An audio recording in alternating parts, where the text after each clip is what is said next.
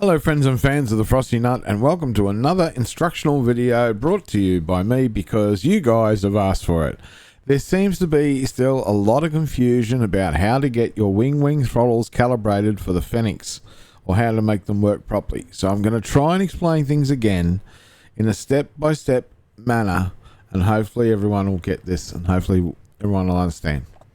First of all, with SimApp Pro, the first thing you want to do, and I'll bring SimApp Pro over here, is when you have your devices connected, first thing you want to do is you want to update the firmware to the throttles. Now, I've actually taken the throttles back down a step to 107, but that's fine because I've been testing some different issues. But the last one I had was 108, and it seemed fine as well. But there was a few steps that I forgot. But anyway, either way, update the firmwares first. Okay, that's very important. If you have any issues, you can download the old firmware and you can easily install the old firmware. Now I'm going to show you real quick. When you want to do a firmware update, you can automatically choose to update from here or here. That's the pack, and that's the 32, which is the two files. There's two sections for it. Or if you go into advanced mode, if you want to downgrade, for example, to the previous version like I have, all you have to do is go to advanced, go to select file that you've already downloaded from the WINWING website, and then run the update here, not here. Okay? But anyway, that's the first thing. What you want to do is you want to make sure that you've updated your firmware, and if necessary, the SimApp Pro as well. Now, let's talk about the throttles. Okay, the first thing is when you get them, it might be on one of these different types of settings, like double stroke, 4-axle, double stroke, double shaft. As I tried to explain in my previous video, first thing you want to do is set this to single stroke double shaft. That is the full range of motion on the throttles. Okay, it gives you the full range, single stroke double shaft, and you can move them individually as well. Okay. That's the first thing you want to do. So choose that, and then you'll end up with these RX and RY axes for your throttles. Okay? Very, very simple. Next thing you want to do is you want to go to calibration. And you want to go through these calibration steps here. Do them as they say. So don't do the simultaneous calibration of the slider and dial. Just do them separately. So follow what it says there. Speed brake all the way to full, begin calibration, follow the steps that it tells you. The same with the flaps. Then you can, for the throttles, you can do simultaneous calibration of them if you choose to, or separate, doesn't matter. Don't do any of this down here, but click on the calibration record, and if you see anything that says mode recorded or whatever, click on it and delete it. This is for Game Gear, and I think a lot of people got confused here because they were calibrating them. So do not calibrate them. That's for Game Gear. Okay, don't need that. This one's yes, these ones no. All right, once that's done and you come back to your throttles, the next thing you want to do is come out and go to key binding. Now look here and you'll see your various games. You have to do this for each version, either 2024 or 2020. So for example, with 2020, you do that, and then you can just simply go to the cloud file. If there's no file showing here, you click on your throttle up the top. Click on your throttles up the top. That's very, very important. And this is a step that people are getting wrong.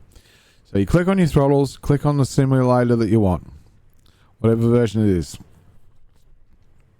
Then you click on the one that says WINWING Throttle, Metal L. You download that. I've already downloaded it. Okay? Then what you need to do is you need to run it with the game not running. Okay? And what'll happen is when you run it, it will set the file of the WINWING Throttle calibration into the default profile. Okay, if you don't want to do it that way, what you can do is once you've done all the calibration steps, come out of your game, and then go into your game, I should say, go into your controls, go into your control options, and you can do like I've done. You can come across to where your throttle is and create a profile. Now to do that, you just open the preset manager and go like new or rename or whatever, new, and just create a new profile. You don't need to do anything else.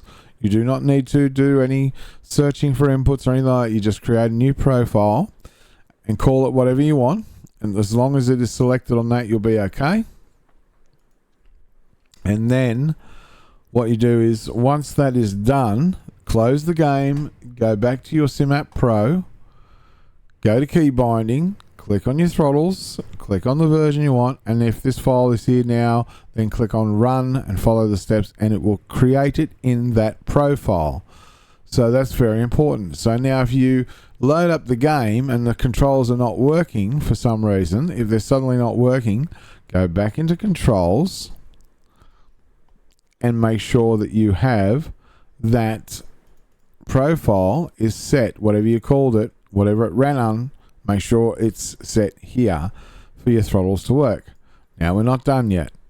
Okay, so now you've got to come to your MCDU. Right? You've got to actually come to your MCDU. Now, I've got everything set, but you need to go to the config menu, to the control config, and if there's a calibration there, just clear it and calibrate it again. Do your throttles, calibrate each step as it says. Once that's done, store the calibration.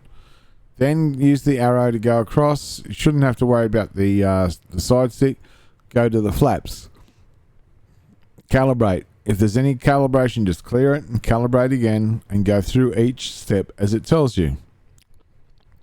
Once that's done, you should be good to go. Now, if you look then, what you should have is your spoilers will arm, disarm, the spoilers will move, and your flaps will move correctly.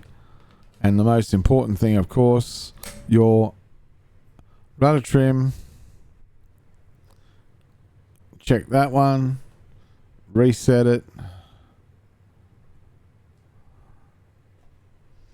That button's a little firm sometimes. There we go. And your throttles should then move correctly. Each one of them. See? That's how easy it is to do this, guys. So if you have any more problems after that, then you're not doing it right. Just go back and repeat those steps and follow those steps, and you should be okay to go. All right? Simple. Easy peasy. Now, if you're still confused about that, leave a comment and I'll try to fix you out as best I can. But other than that, there's not much more I can do, guys. It's a simple thing to do once you go through those steps 1, 2, 3, 4, 5, 6 and so on. But do it the way I've done it. Set it out and you will be good to go. And then if you don't want to use SimApp Pro, if you want to use MobiFlight, you can also do that as well. Okay?